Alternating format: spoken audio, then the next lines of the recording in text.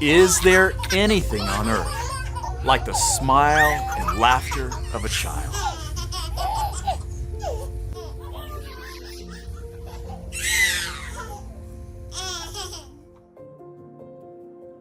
When my daughter by marriage, Sarah, was about 6 months old, my wife, Elizabeth, participated in a research project at the University of Toledo. Sarah was shown images of various objects, and her reaction was recorded. She was shown numerous pictures of faces of people and inanimate objects. Every time, she demonstrated a heightened and more positive reaction when shown a picture of a person's face than when she was shown a picture of a tiger or an object like a beach ball. And here's the kicker. Her reaction to being shown the face of her mother resulted in the sweetest of reactions, smiling and cooing. She recognized her caregiver, her mom. She recognized the face of the parent who loved and cherished her. Not only did she respond to the face of the one in whom she felt safety and love, but she also recognized her connection to other people. I can't help but think of Easter when thinking about the research done with Sarah. As we continue to celebrate Jesus this Easter season, we are reminded He was the Son who, in the love of His Father, lifted us up in His life, death, and resurrection. Being lifted up in Jesus gives us a window to see who the Father is. What we see in Jesus is that the Father is for us. He loves us, and His face is turned toward us, shining with love. With life's mountaintop highs, and especially during the valley lows, we sometimes lose sight of who God is. But as we turn our eyes to Jesus, we are lifted up with His eyes of faith to see that the Father's face is still shining on us. From this vantage point, we can pray along with the psalmist with the confidence that the Father has answered us in Jesus. May God be gracious to us and bless us and make His face shine on us, so that your ways may be known on earth, your salvation among all nations. May the peoples praise you, God. May all the peoples praise you. As we see the Father's face smiling upon us, like Sarah saw in her mother's face, we supernaturally respond with joy, keeping our eyes on Jesus, who is the supreme revelation of the Father. A response of praise and joyful worship becomes a way of life. While keeping our eyes on Him, Jesus works by His Spirit in our joy and laughter to bring many sons and daughters to relationship and joy for His glory. Is it any wonder? I'm Anthony Mullins, speaking of life.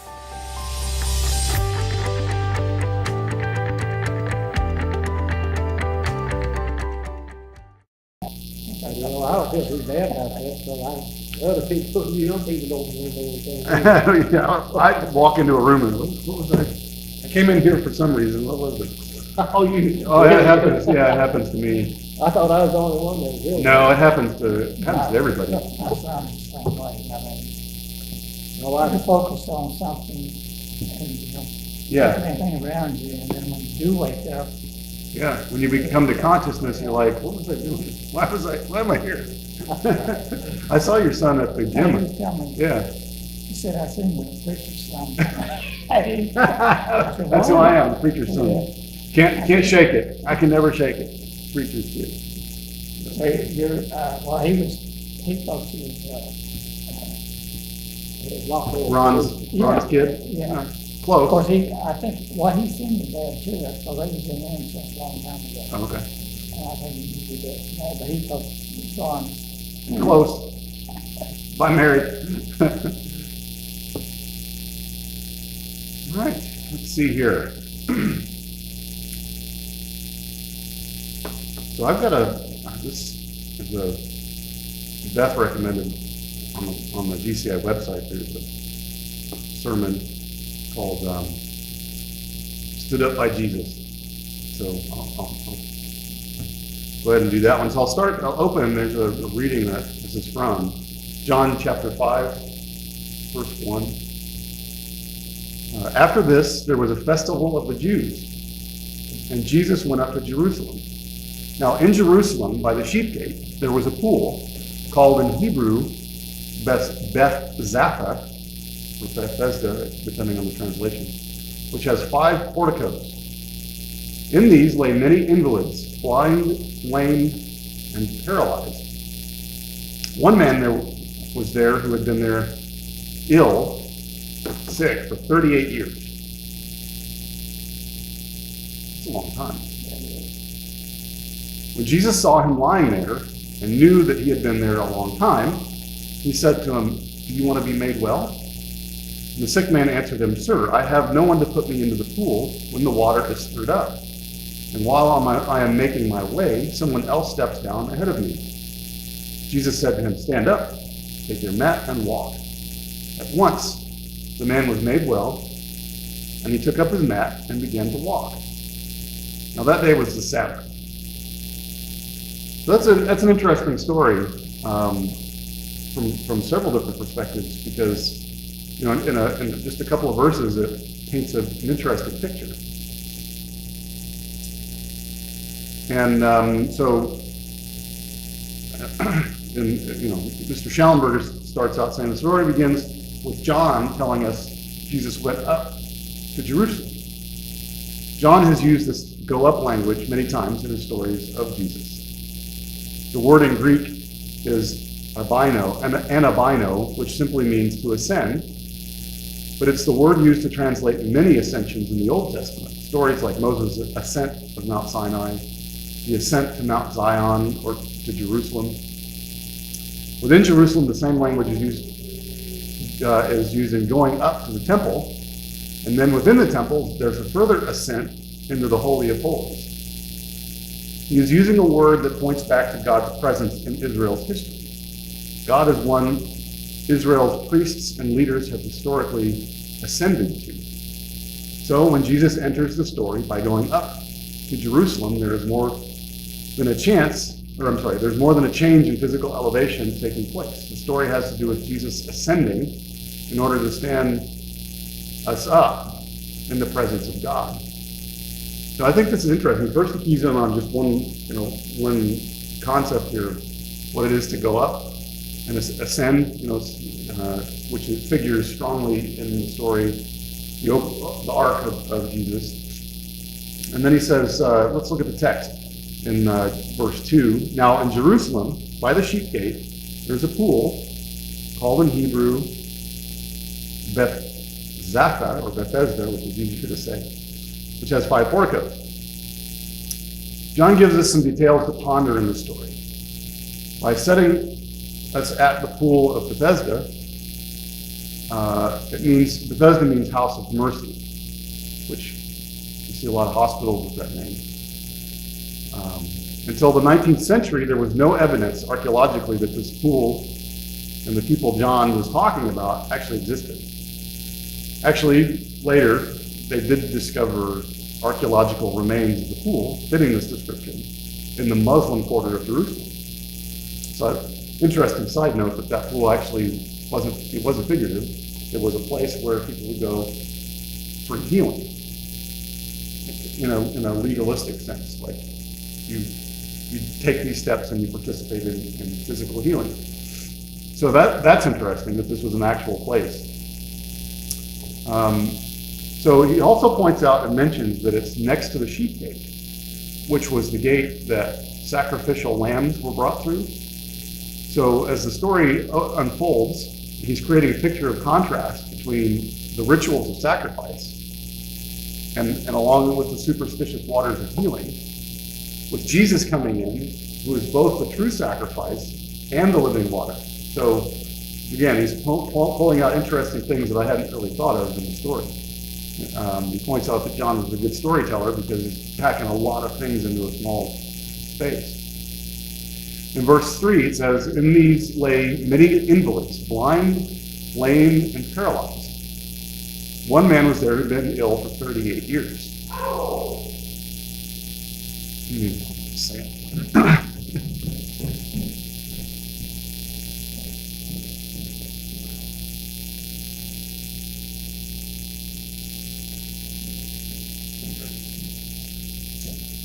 Got Grayson in there, who's got autism, you know. It is what it is, and it's interesting that this is what I'm talking about today. He's watching videos, and they sometimes make him, you know,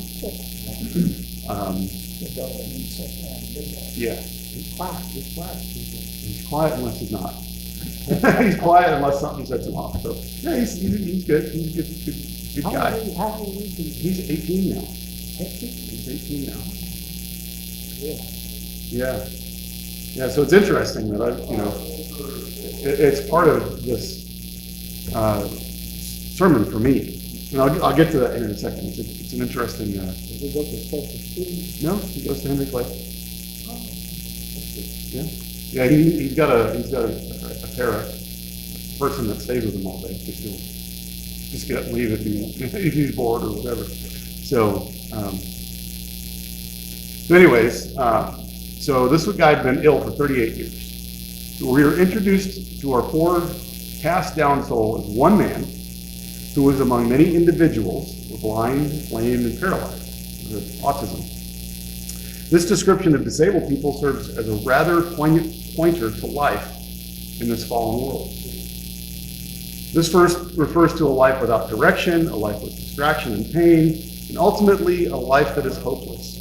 Like this one man, we can find ourselves among many people with disabilities, people who are paralyzed and unable to find any healing or wholeness in their lives.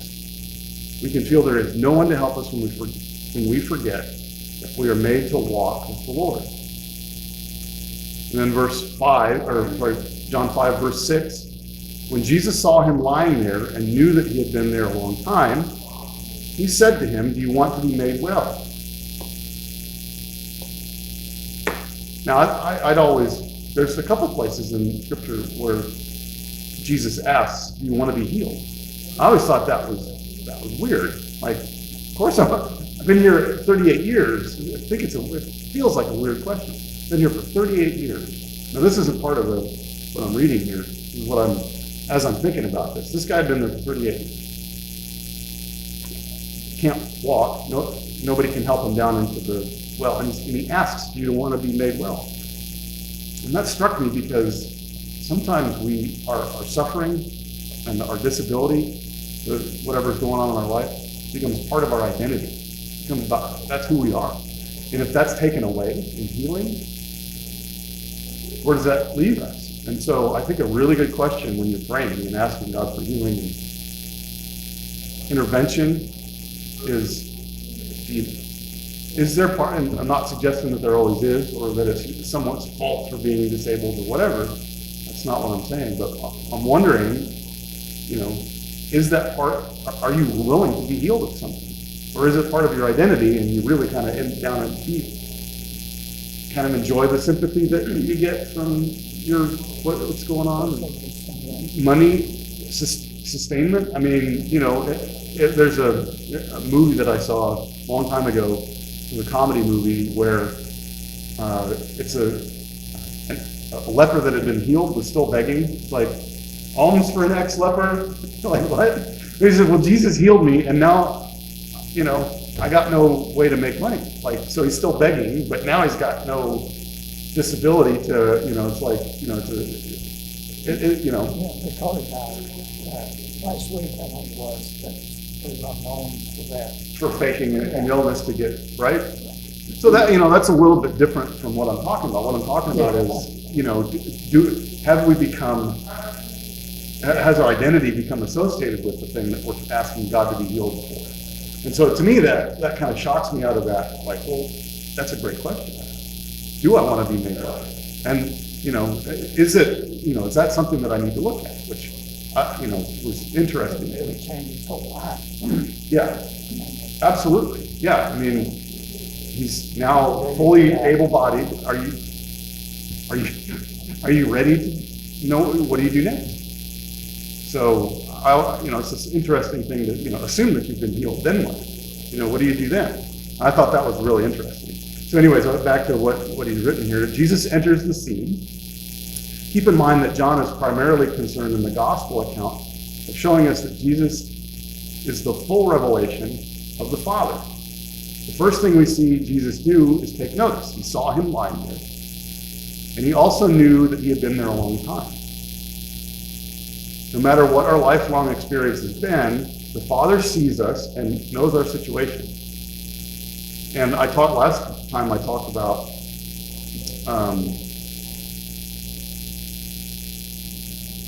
we were talking earlier about which mine just went blank there for a second.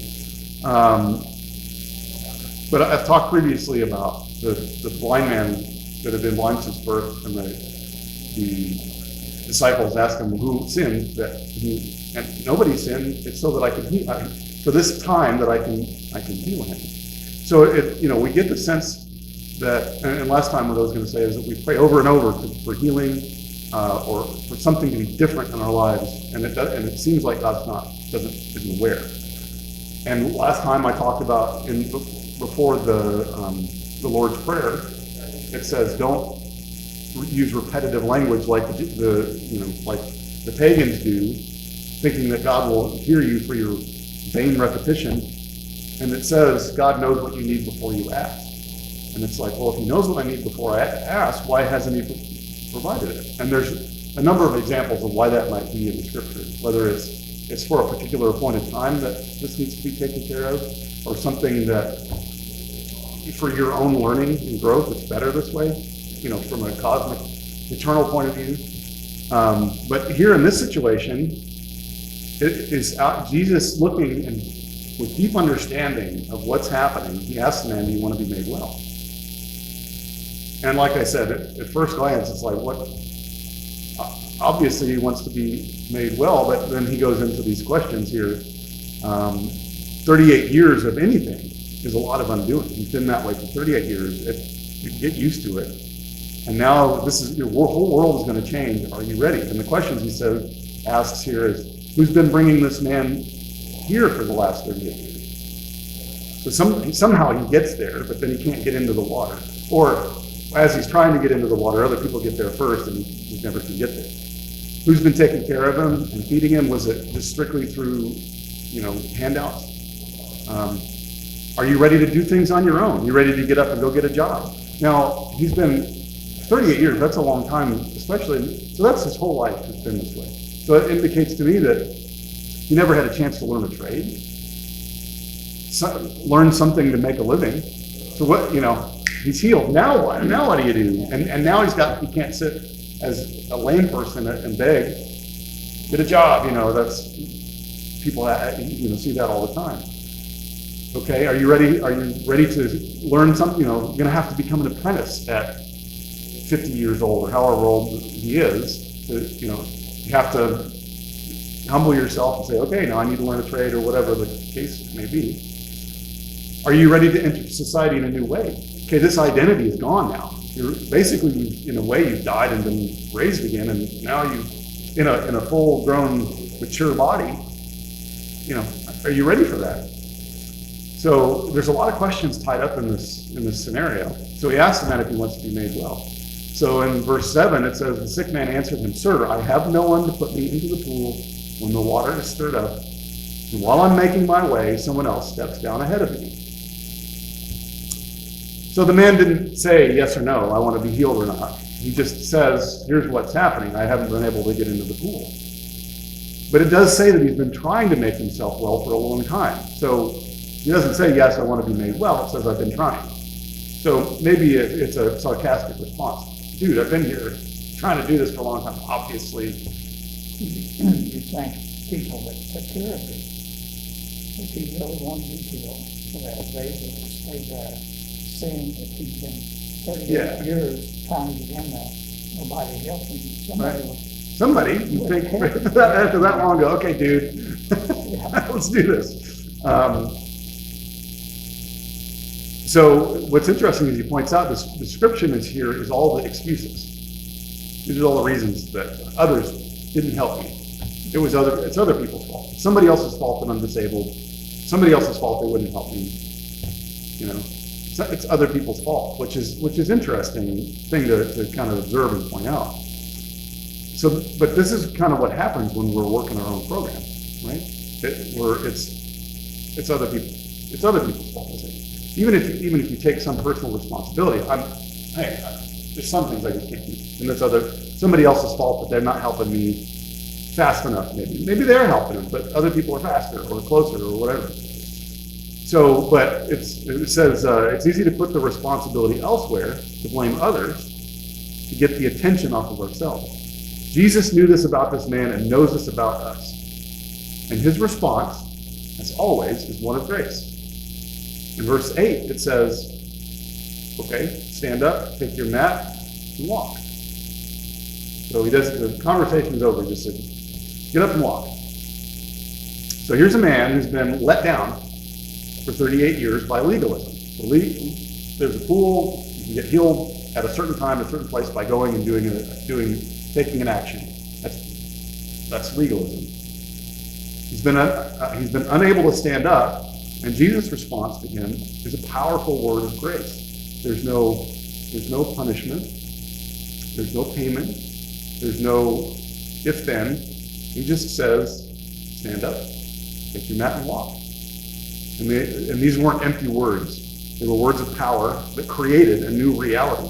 So like I mentioned before, in a way, this man died to who he was, had an opportunity here to be raised, literally raised, and stand up into a completely new reality.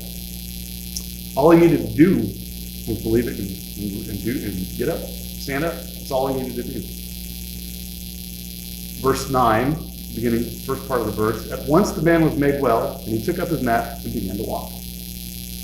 Jesus gave him legs to stand up on and told him to take the mat home. He didn't need it anymore to protect him from the ground. He no longer needed to wait for anyone else to take care of him. His healing was complete. Jesus stood him up.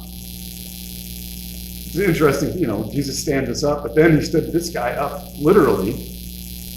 And I think taking out of what the observations here, things that I've noted before are we waiting for this physical body to die in order to live life in Jesus? And I think one of Jesus' central messages was, no, the kingdom of heaven is in you.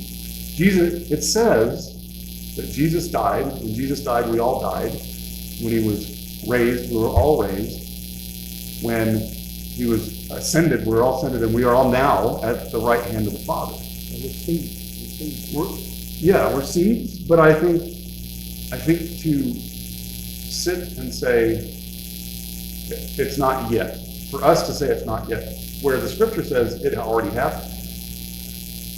So I think one of the things is that you can die, and Paul says I die daily to sin and these things. I think the concept of death and resurrection isn't just one time when the physical shell dies, when this physical form dies, and your consciousness, your spirit goes to God, and whatever happens next. There's a lot of different descriptions that are figurative, and nobody really knows what happens next. But I don't think we're supposed to wait until then. I think we're supposed to ask God, how can I die today and be raised again in Jesus today, right now, in this moment? Because, John 1, right there, in Jesus created everything, and in Jesus everything has its being and existence. In him, and there's talked many times that there's no way to be separate from him, because he created the universe, created the cosmos, created us, and in him the life that we have comes from him. So I think that's one of the things that I've observed here is this man didn't die and was resurrected to have a functioning body, or did he? Was this a death and resurrection within him, but outside it just looked like he got up? So that's something to think about. And then the second half of that verse, it points out that this day was a Sabbath. Do we have a body now? We have a body now. Yes. It'll be like this, but it won't be the same body. I think it'll be the same body because, and here's why I think that. When Jesus died, he was put in a tomb and the stone was rolled over. When If this is the seed, to his die, yeah, that's what comes from the seed. I know, but listen to what I'm. Flower of this tree. Tree, right? The seed, mustard seed is a seed, which that thing dies, and whatever is in there, DNA or whatever, becomes the tree. Like Christ Well, when he ascended, you can see Christ. Well, Just like Christ, I guess. well, his body Yeah. was. There was no body left. He had a spiritual body.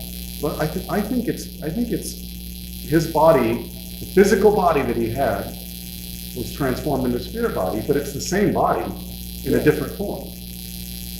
Is what I take from that, the fact that the stone was rolled away, his physical body was gone, the bedclothes were there folded.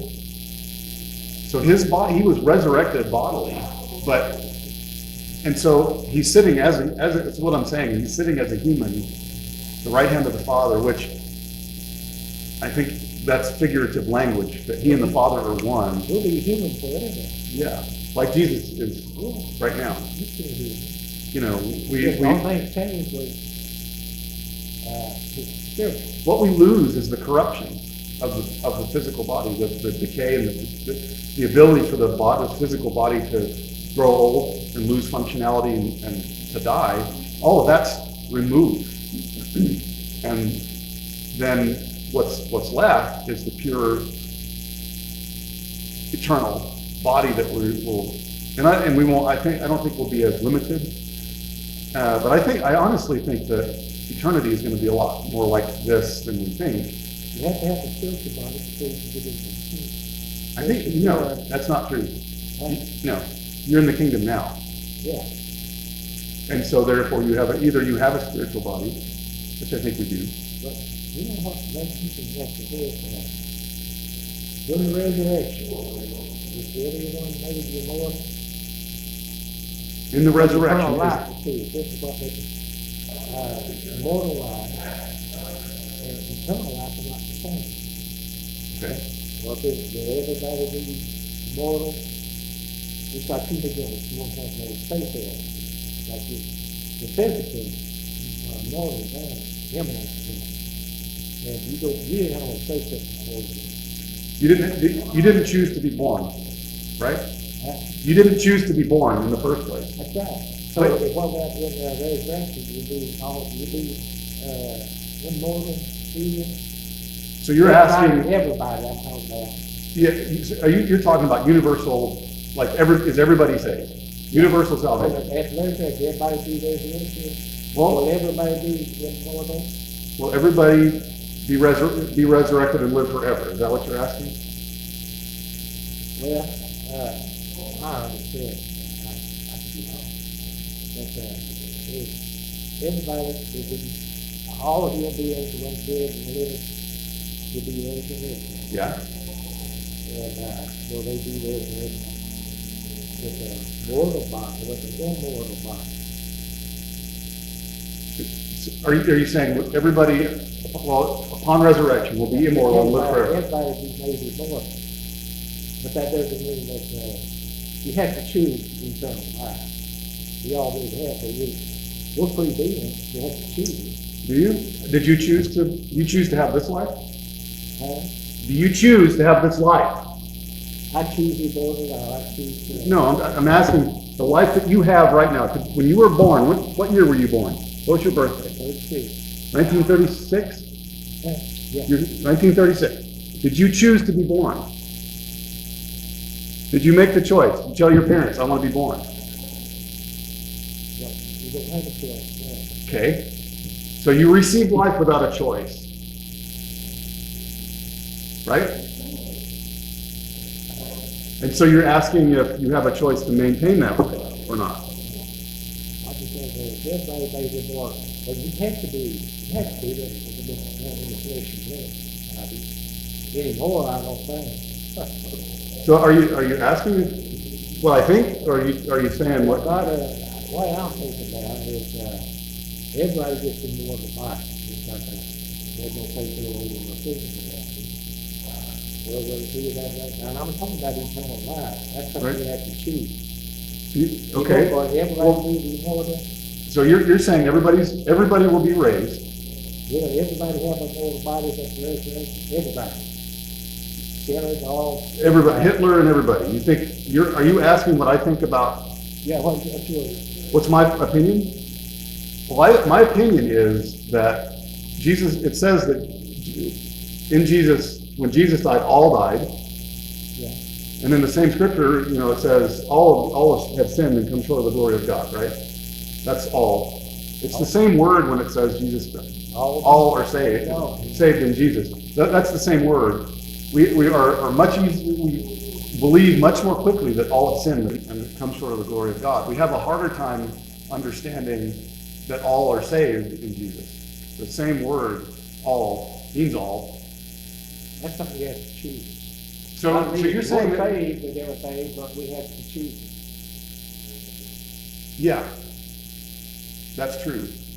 We have to choose. We have to choose to believe. We have to choose. You have to, one way or another. Right, but to me it's a choice of. There's a party happening in that room over there. You want to join the party or no? And I can say no, and I can sit here in this room and wish I was in the party. I wish I was in that party. I wish God would put me in that party when all I have to do by choosing is get up and walk in the room and I'm in the party. So yeah, you have to choose, but We're free. God made us free moral beings, but He wants people in life to choose what they want. absolutely. Well, think about this. I Not can't. everybody will choose. No, I can't. I can love you. I can't make you love me back. To force you to love somebody, that's a No, we're not dictator. robots. That's a dictator, and they don't. You can't force somebody to love you, right? That's what God said. And that's so. Yeah. So yeah, He wants us to freely choose, and we can choose not to. And I think that's where the imagery of hell is that you. There's a lot to that goes. Yeah, but I've said before, my personal belief is that if you're healthy, if you're made healthy, physically, emotionally, spiritually, if every way that you can be healthy, if you're healed in all ways, would you not automatically choose life in abundance and eternity? You're not suicidal if you're healthy. If there's nothing, everything's good, your brain chemicals are balanced, and the sun's shining, and everything's good. You're not suicidal. You don't want to die, right? So I think once we're all the issues that we have in sin are dealt with, and sin is dead, and the parts of ourselves that are in sin have died, and the part that is in life has been raised, and we're perfectly healthy. I think everyone will choose to live in love and life and life, and Everybody wants to go. everybody wants to live, So, but I think the choice that we're talking about is rooted in the punishment, the sin, death, hell, all that stuff, and that's the tree of the knowledge of good and evil speaking. That's not the tree of life. That's the tree of the knowledge of good and evil. When you're there, it's good and evil, good and bad. Sin must be punished. We're the ones that want punishment for sin. Jesus healed, in this very example, Jesus healed this man without any punishment. He didn't say, okay, I got to beat you up first, then I'll heal you. Or, did you follow, you didn't follow the Sabbath, and, you didn't, there was none of that. There was no, okay, well, you follow the commandments for a week, and then I'll come back and heal you. No. He said, do you want to be made well? And when the man sort of said, well, yeah, kind of obviously I do, didn't say yes or no, didn't answer the question, just said all these excuses. And Jesus said, you're healed. Pick up your mat and walk. So He had to take the choice. he had to make the choice to get up. Yeah. But again, That's what it's all about. that's what it's all about.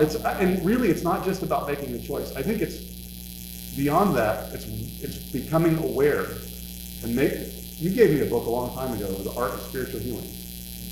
And the gist of that book is that your faith, your belief convinces you, and that book uses the analogy of someone's painted a circle on the floor and says you have to stand in that circle. And what's in that circle is your illness. And Jesus comes along and says, you don't have to stand in that circle. All you got to do is walk over here, and that illness is no more. The gist of that book that you gave. And I think that's basically the choice that you're saying is, as long as you stand in that circle, you're going to be sick. And Jesus comes along and gives you an awareness that says, well, here's how you walk over here, outside of that circle, where there is no illness. And the choice is going, oh, you're right. Walk over and you're no longer in that circle. I mean, it oversimplifies it, but I think at the core, what Jesus does when he's healing us is making making him aware that that's no longer necessary for him to do. He wants to be good. Yep. So back to this. So did I answer your question? So your question was, is everyone to be resurrected, immortal? Is everybody saved if they make the choice? That's what you're asking. Yeah, and I say, yeah, and you can sit in the circle and not. Right now, I'm still. Yeah. I was down, you were down. And then you be there. Everybody will be there as a resurrection. Yeah, I've already died. I believe that I've already died and been raised. That's true, you have. Yeah, and my experience. Yeah, but I don't think that's going to be a one moment to the next. I think we see it that way because when somebody quits breathing and heart stops beating and they fall over and you put them in the ground, there's a moment where, from our perspective, one moment they're alive, and the next moment the shell's empty. But I don't think that's how it really is. I don't think that's the truth of the matter. From God's point of view, I believe that the person goes from, as an example, goes from childhood into adulthood. When is that? Well, then, immortal life, eternal life. How do you know? That's a matter of your perspective. The immortal life has to do with the body. Eternal life has to do. Oh no, I think because what's the body that you get when you've been resurrected?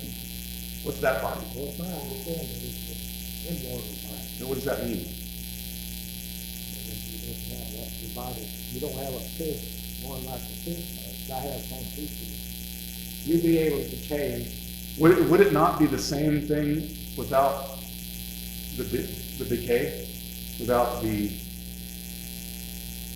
Well, if you're a spiritual being, then you won't have that. Without the entropy, without blood and oxygen and all that. I think you will. I think it'll just be in a different form. Yeah, you'll still have the life. Yeah. But it'll be different life. Yeah.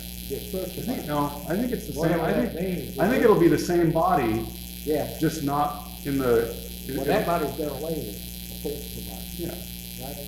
Not the seed. It dies, goes away, but it's what comes from it. It'll be just like that. That's what confuses me. You know what? Doesn't matter. It really doesn't. We don't know. We can't know that until we get there. Yeah. Right? So it doesn't matter. Just know that that's something along those lines is what. We have no idea what it'd be like to have a physical body. Well, and part of the limitation is. It's going to look like similar to us, I guess. Yeah. I don't know. I just, based on what I read and my experience beyond reading, experience participating in the Spirit, is that it's not as binary, one state and then another, as we think it is. It's more, you were born, you were an infant, and then you were a toddler, and then you were a preteen, and then you were a teenager, and then at some point you were an adult, and as you grow old and that part of you has died and a new part of you has come into being. And I think once we progress beyond this what our experience here, we can't see beyond when the lights go out. From our perspective, lights go out, they stop breathing, and we put them in the ground. We can't see on the other side of that right now. And so we're reading a lot more into it than I think we should, that our consciousness continues. It says the spirit returns to God, whatever that means. And then at some other point, your consciousness returns in a body. I'm more and more convinced that it's the same body. It's just had all the corruption removed. The Christ is now. That's when he died and rose to that certain body. So he was able to stay in hell anytime he wanted to. And hell, he went there too. Well, it's interesting that. Or he can come back on like the angel. Sometimes some of them are killed the people. Yeah. Well, they just were killed. Yeah. Because they went up. Then you just couldn't see them anymore. They didn't disappear. They didn't stop existing, right? You just couldn't see them with these eyes anymore. Well, the angels does not have bodies. Then how do they have? No, I believe that they have. They have a form, a body. It's just isn't always. It isn't stuck in this. It would be, God is everywhere at the same time. Yeah. He has no word. But he had a body, has a body, in the form of Jesus. Angels, the spirit, Yeah. they have a word. Yeah. I don't know. I don't know. That I don't know. I think it's way bigger than we can grasp. I'm looking forward to learning all about it, to be honest. So anyways, let's go back. Let's finish this off. It's all right. It's good. It's a good debate. It doesn't matter what we think, right? But I feel like learning and growing in this stuff helps me let God be bigger. Because like I said last time, that there's we say, don't put God in the box. Let God out of the box. And I think based on reading one of Paul Young's books, that it's a myth that God isn't in the box, because he is. He gets in the box with us wherever we are to be there. So when we're in the worst pit of despair, we can look, oh, there's Jesus. He's there. He was waiting for us in that place. He came as a physical human being, subjected himself to torture and murder and humiliation and all that sort of thing. And I think we have to be careful not to think that's where God stayed. I think a lot of people envision that Jesus is still on the cross eternally. And no, that was an event in history that tied eternity to our temporal experience. But he's on the cross, and he's also in hell, and he's also in heaven. And I think we sometimes go wrong to think we found him when we did. We found him in this situation, we get the wrong idea that we're supposed to stay here because we found him here. When no, we found him here so that he could enter our awareness and say, yeah, I'm here. Let's go over here. Let's step outside the circle. And this is all kind of esoteric stuff, but that's how I think of it. So anyway, verse 9, first second half of the verse. Now this day was the Sabbath, and this section cuts the story in half by saying now that this day was the Sabbath. Why was this little bit of information included? And he says it's not another example of a story culminating into a nasty showdown between the legalistic religious rulers of the day and the Lord of grace and healing. But John has a significant point to make here. In this story, we're given this little twist to aid us in our understanding of what the Sabbath rest is all about. Here on the Sabbath day, Jesus tells the man to pick up his mat and walk. He wasn't trying to goad the religious leaders, which we see this in other places where Jesus heals someone, and that's why they crucified him, was he was doing work on the Sabbath, work to heal somebody. So he does this work of healing this man on the Sabbath, but that's not the point here, that it's not a conflict between the religious leaders. He was helping this man and helping us to understand that resting in him is not lying around all day. Resting in him is experienced as standing and walking in the presence of God. Jesus is the Sabbath rest. And that was, when our denomination made its changes in doctrine, one of the early ones was the Sabbath. that the Sabbath rest isn't a 24-hour period from Friday night to Saturday night sundown. That was a shadow. That was, the law came to us to point us in a direction. And so when we get stuck on the law, we get stuck, and that wasn't the intent. But we needed, God says that before the law came, people were sinning, but I didn't hold them responsible because they didn't know. I mean, Jesus on the cross, forgive them, so they don't know. And that's profound. I mean, they're torturing and murdering an innocent person. Those are the people in our minds that are least deserving of being forgiven. Those are the people that actually deserve being put in our own justice. Someone that tortures and murders an innocent person, well, they deserve to be tortured and murdered just the same, right back, eye for an eye. But here Jesus is the most innocent person that's ever lived, saying, forgive them, Father, for they know not, they don't know what they're doing. The law came because, and it says, in Scripture, I can't think of the Scripture or the verse right off, but it says, you didn't know what you were doing, so I gave you the law to say, okay, you're going the wrong direction. Turn around and go the other direction. And that's why, so the law was necessary in the progression and evolution of mankind. But at a certain point, Jesus fulfills the law, and it's no longer required in the same way that it was.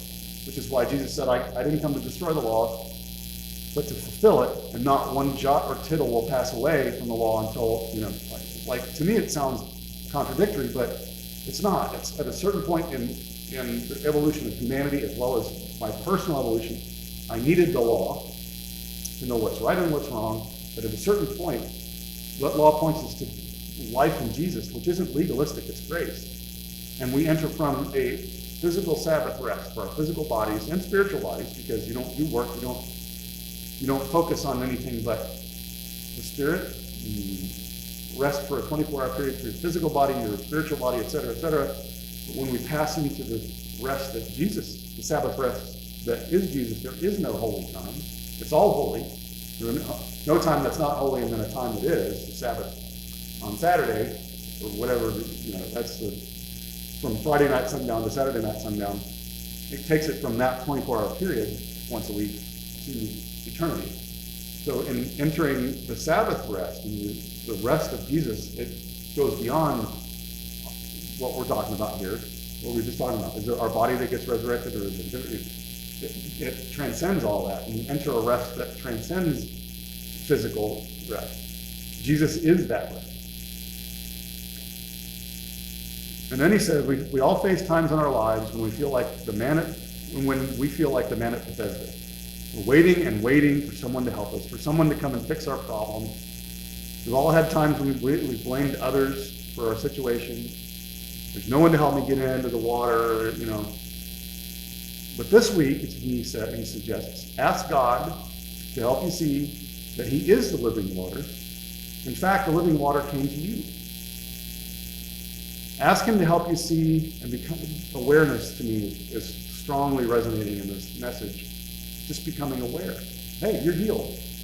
Oh, yeah, I'm healed. I can get up and walk. So I do. I make the choice. Ask him to help you see and pick up your mat and enter his Sabbath rest. Ask him to help you remember that he has stood you up.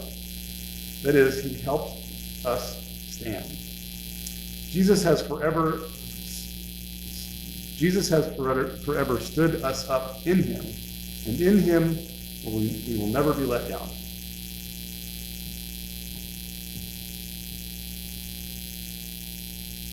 I think it's interesting because how many times have we read something 1,000 times, and then we read it 1,001 time, and you're like, whoa, 1,001st time, I guess, and you're like, wait a minute, has that always been in my Bible? So the things I kind of take away from this are, what is Jesus making aware in your life, in my life, bringing awareness to something that we've asked him for 38 years to heal us, and he hasn't done it, and we feel abandoned. You said, we ask in your name and it'll be, you said, so why are you? And perhaps he's doing it but it requires us to be aware that he's doing it. And just to pause and just, oh, yeah, all I got to do is step outside of the circle, which it feels like it's oversimplifying it, but at the same time, that's what Jesus did here. It wasn't any more complicated than pick up your mat and walk. And he didn't say in my name, he didn't say in the Father's name, he didn't do an incantation, he didn't, all these things that we're trying to get God to do something, he just said, do it. So I think in this, if we meditate on this and rest in him, instead of striving for knowledge, figuring it out, just take a breath and relax and rest and listen and say, okay, God, let me know. Give me awareness of what it is that I need to be aware of in order to have healing in this.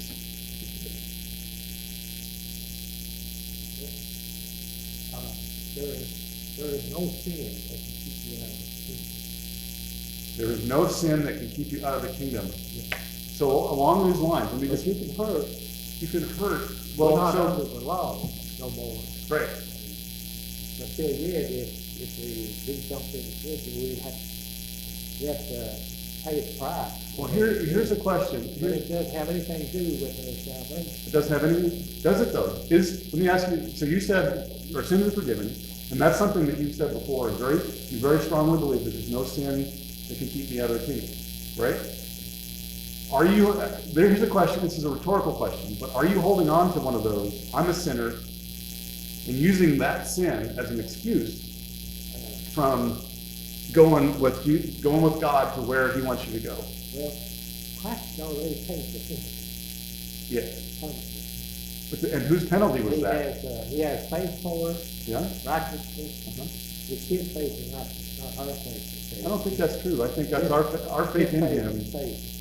It's your faith in him, or the way I understand it, it's just a principle response to him, your faith in Christ. Did Jesus not give you? It But says the God gave. Christ faith is faith. Yeah, but Not our faith. God gave each man a measure of faith. It says that in the book. So you have faith. It is Jesus' faith. Yeah, not arguing that point. But he's given you life. It's Jesus' life, but it's a life that you're participating in. You're taking breath. Your heart's beating. You have life. That's Jesus' life, right? But it's also yours. So Jesus has given you a measure of faith. That's Jesus' faith, but it's also yours.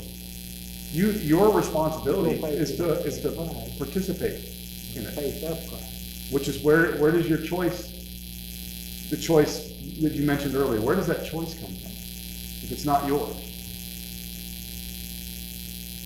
But we have to choose. We have to choose, and I think to your point,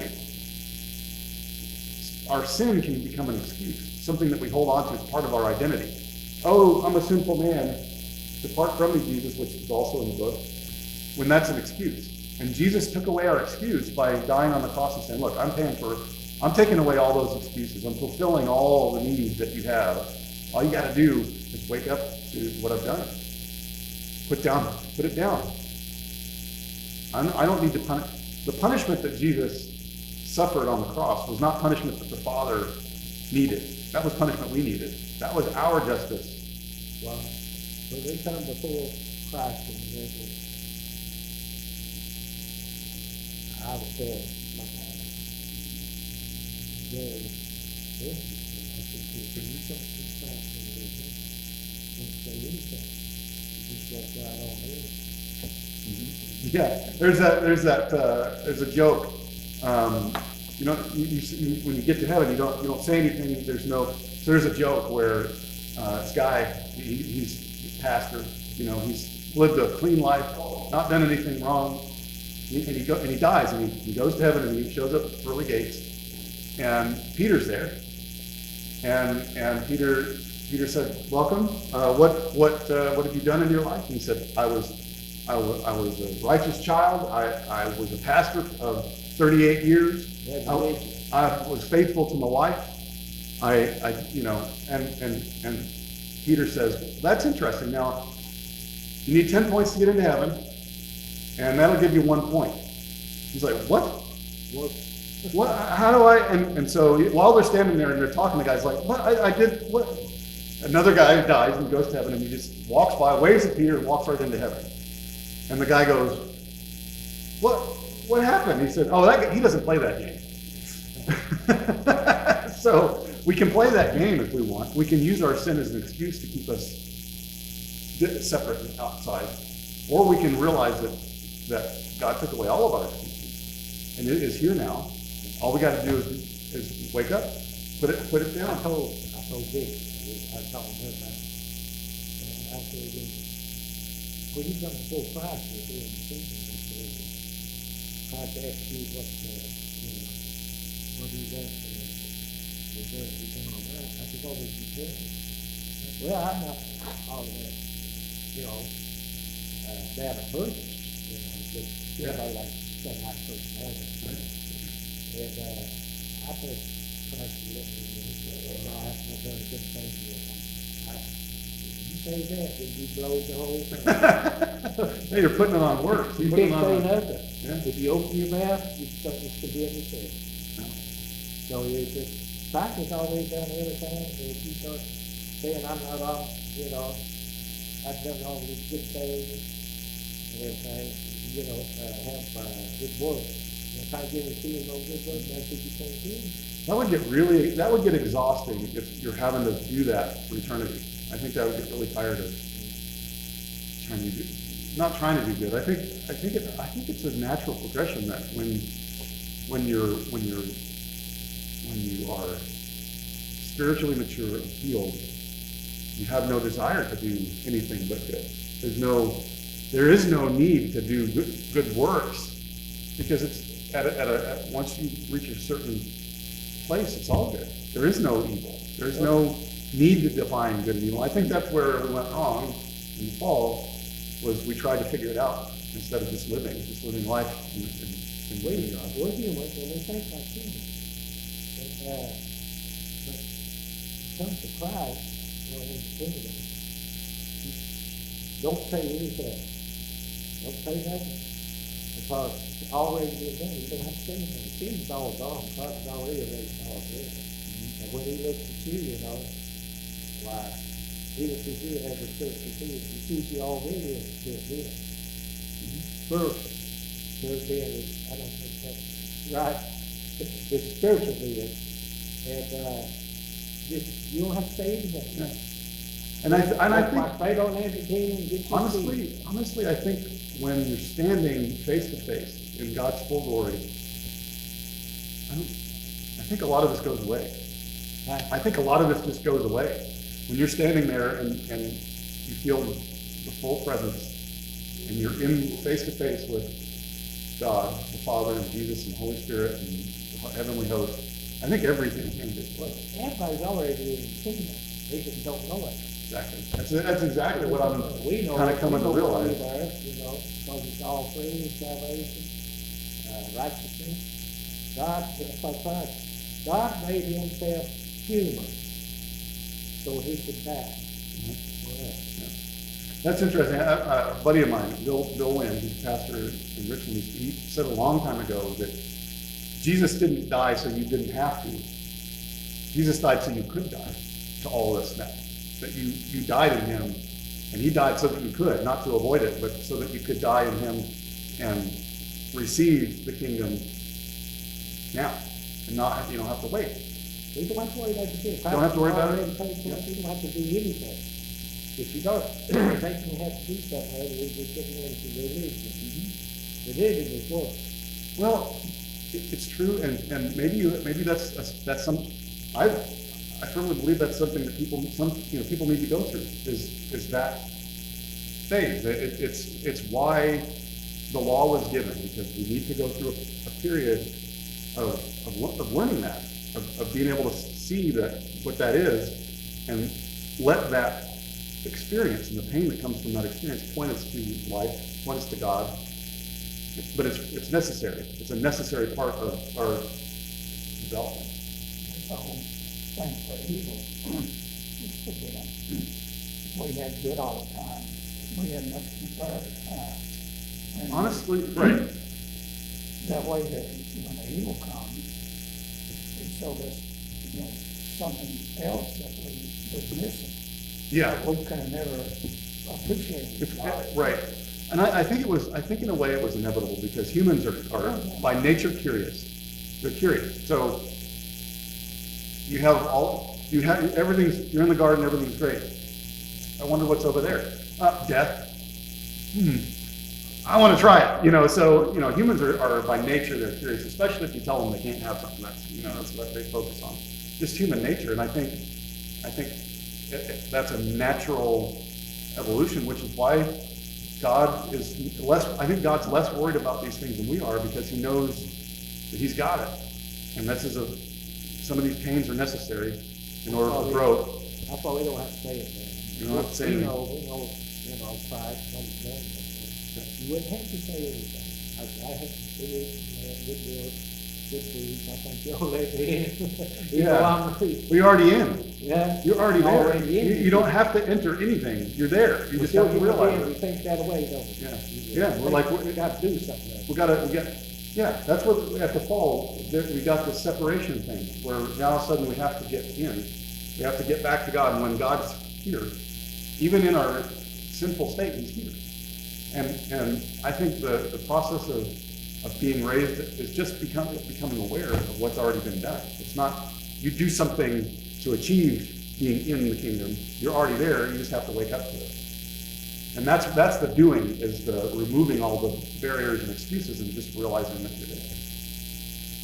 So you just, it's already prepared for you. All you got to do is walk in. How hard is it? Yeah, isn't that cool? You're going to get into trouble. Yeah. Then you're putting yourself back. Yeah. Elmo, you want to close in prayer? Heavenly Father, thank you for all the things that you do for us. Thank you for the many blessings that you've given us throughout the days. And we just pray and ask for the blessings to come, that you'll open up the truth to us, show us the way, show us what you want us to do. And we just ask this in the presence of our Savior. Amen. I like that, in the presence of our Savior. That's just what he's going to do. I told my wife, I said, "Can you do that?" I said, "What do you think? You go to heaven?" If you refuse to die? If you refuse to die? Is that what you said? Well, I asked my wife, Geneva, I said, if you were to die, we just sitting on the couch. Gotcha. If you were to die, If you were to die, where would you think you would go? You would go to hell or go to heaven? Then she goes, what she said? What'd she say? She said, well, I'm not all that bad a person, Same thing. That's what, yeah. She's Whether you're bad or good or bad, you're 51% good, you're in. Look at the work, see, that's work. You're getting into work, you can't say that, but I said, you go the whole thing, I said, you go get in that thing. But your sins are all gone. Well, here's another way to look at that maybe. You're saying you arrive and you just enter. You don't have to say anything. You arrive, you enter heaven. When you die, you enter heaven without having to say anything, right? That's what you're saying? Don't say anything? As soon as you say something about that, what that does is that it prevents you from realizing what's already done, right? Put your focus in the here instead of, I think that's what you're saying. It can't get confused. People don't understand what Christ has done for us. They think, well, that's I guess God give me all my things. You talk to me with Christians. They say, yeah, I can give you all my things. But they don't know, that there's nothing to pay back. It's all being forgiven, it's all taken care of. You just know something now, okay, I could just end up to now you on your own, you got to put the spirit, something like that.